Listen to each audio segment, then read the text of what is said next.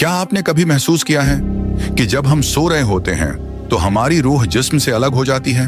अक्सर लोग इस एहसास से गुजरते हैं और हकीकत ये है कि नींद एक तरह की आर्जी मौत है।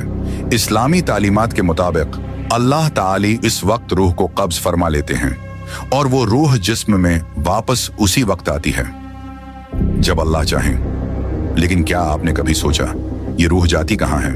कुछ उलमा के मुताबिक ये रूह एक मुराकबती हालत में जिस्म से अलग होकर अल्लाह की हिफाजत में होती है। ये आज़ाद नहीं होती बल्कि एक हद में रहती है, मगर इसी दौरान कुछ प्रासरार कुव्वतें जैसे जन्नात या शैतान कभी कभी उस रूह को भटकाने की कोशिश करते हैं। यही वो लम्हे होते हैं जब ख्वाब हमें खौफनाक मनाजिर दिखाते हैं या जब हम अचानक झटके से जाग जाते हैं। अगर जिन या शैतान उसको भटका लें और रूह रास्ता भटक जाए तो इंसान मर जाता है।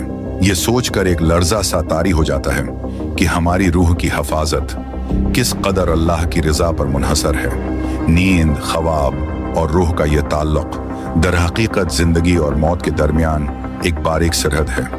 अगली बार जब आप सोएं जरा गौर कीजिए, शायद आपकी रूह अपने उस प्रासरार सफर पर निकल चुकी हो और आपको इल्म भी न हो।